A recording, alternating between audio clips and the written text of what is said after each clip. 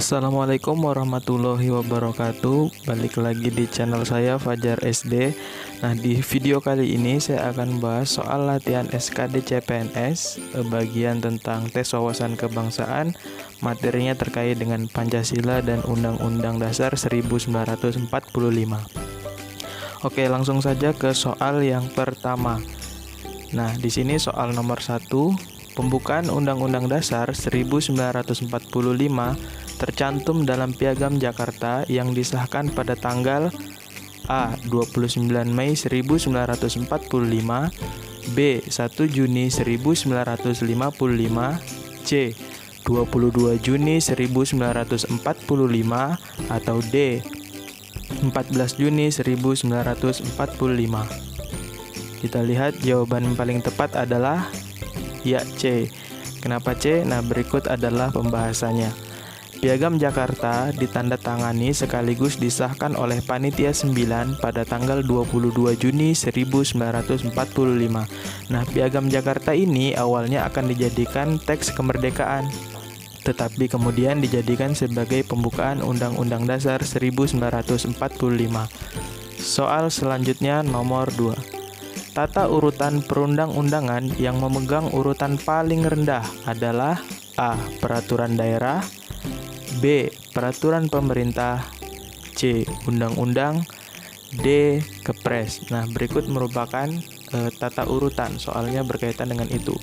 Kemudian yang paling rendah kata kuncinya. Jadi jawaban yang paling tepat adalah ya, A. Peraturan daerah. Nah, berikut merupakan pembahasan dari soal nomor 2 ini.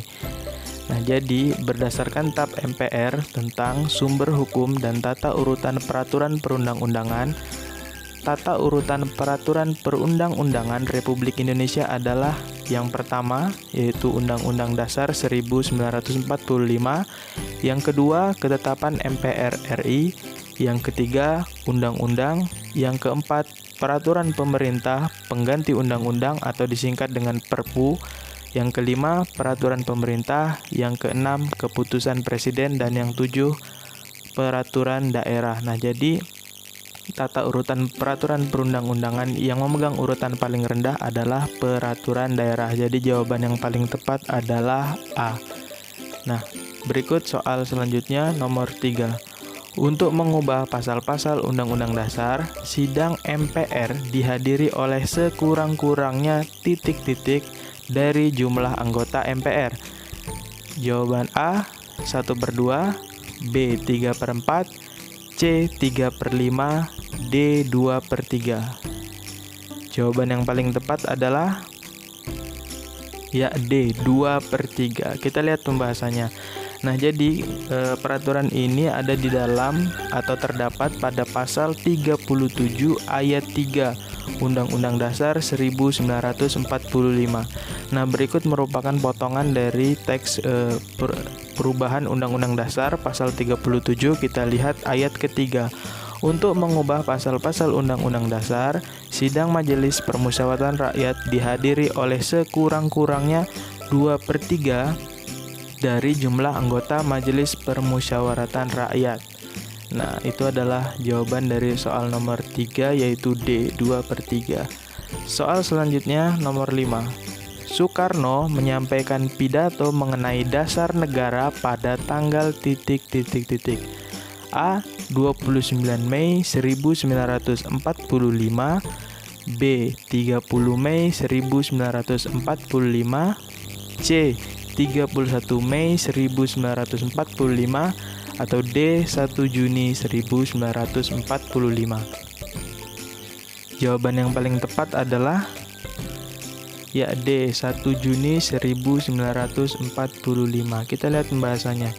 Nah, pada sidang BPUPKI yang pertama tanggal 1 Juni 1945, Insinyur Soekarno berpidato mengemukakan gagasan mengenai rumusan 5 sila dasar negara Republik Indonesia yang beliau namakan Pancasila, yaitu 1. Kebangsaan Indonesia, 2. Internasionalisme dan peri kemanusiaan, 3. Mufakat atau demokrasi, 4. Kesejahteraan sosial, 5. Ketuhanan yang Maha Esa. Jadi karena di soal menanyakan tanggalnya, jadi yang paling tepat adalah D, 1 Juni 1945.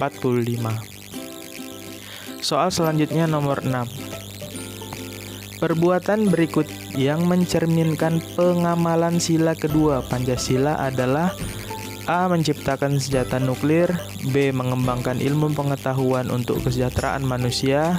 C. Melakukan perundingan dengan negara lain mengenai batas negara agar tidak terjadi konflik. D. Ikut berpartisipasi dalam kegiatan gotong royong yang dilakukan di lingkungan. Jawaban yang paling tepat adalah ya, B. Mengembangkan ilmu pengetahuan untuk kesejahteraan manusia. Kita lihat pembahasannya. Yang pertama terkait dengan sila pertama, yaitu membahas tentang konsep ketuhanan. Kemudian sila kedua membahas tentang kemanusiaan, hak asasi, kekeluargaan bangsa-bangsa, pengembangan berbagai bidang seperti bidang ekonomi, kemanusiaan, iptek, dan kebudayaan untuk kesejahteraan manusia. Kemudian sila ketiga membahas tentang persatuan, nasionalisme, kedaulatan, NKRI. Kemudian sila keempat demokratisasi, musyawarah, kepemimpinan yang adil. Dan sila yang kelima tentang keadilan dalam bidang sosial, ekonomi, hukum, dan kebudayaan. Nah, jadi jawaban yang paling tepat adalah B. Mengembangkan ilmu pengetahuan untuk kesejahteraan manusia. Nomor 7. Konsepsi Pancasila tentang hubungan antara manusia dan masyarakatnya adalah terciptanya keselarasan, keserasian, dan keseimbangan yang berarti titik. A. Mengutamakan kepentingan umum dan mendahulukan kepentingan pribadi dan golongan. B. Melepaskan diri demi kepentingan umum dan meletakkan kepentingan pribadi sebagai yang pertama. C. Memperlakukan dengan sama antara kepentingan umum dan pribadi. D. Meletakkan kepentingan umum di atas kepentingan pribadi dan golongan.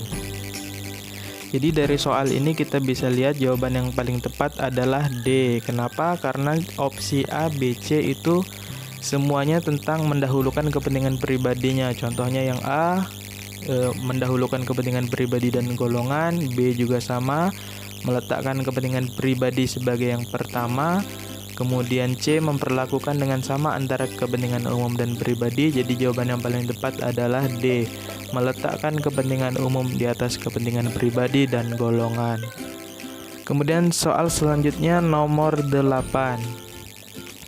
Masyarakat Indonesia yang sejahtera lahir dan batin adalah masyarakat yang telah terpenuhi kebutuhan dasarnya, yaitu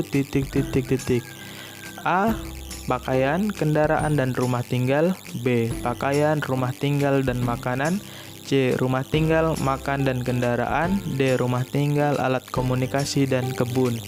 Jadi ini terkait dengan kebutuhan primer ya. Jadi yang paling tepat jawabannya adalah B. Pakaian, rumah tinggal, dan makan. Kita lihat pembahasannya. Jadi yang merupakan kebutuhan primer atau pokok manusia adalah sandang dalam hal ini pakaian, pangan dalam hal ini makanan, dan papan dalam hal ini adalah tempat tinggal. Nah, jadi itu adalah soal nomor 8. Jawabannya adalah B. Soal selanjutnya nomor 9. Pasal 29 Undang-Undang Dasar 1945 ayat 2 menyatakan negara menjamin kemerdekaan tiap-tiap penduduk untuk memeluk agamanya masing-masing dan beribadat menurut agama dan kepercayaannya itu. Oleh karena itu, kebebasan beragama diartikan sebagai titik-titik. A. Kebebasan yang bersumber pada martabat manusia sebagai makhluk ciptaan Tuhan. B. Kebebasan untuk menentukan dan memilih agama yang dianut serta berpindah-pindah. C. Kebebasan dalam menjalankan ibadah kapan saja dan di mana saja.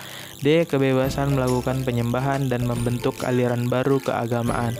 Kita lihat jawaban yang paling benar adalah A ya. Jadi kebebasan yang bersumber pada martabat manusia sebagai makhluk ciptaan Tuhan. Opsi B juga kurang tepat, C juga kurang tepat, dan D juga bahkan tidak tepat sama sekali, yaitu membentuk aliran baru segala macam. Nah, jadi jawaban yang paling tepat adalah A. Nomor 10.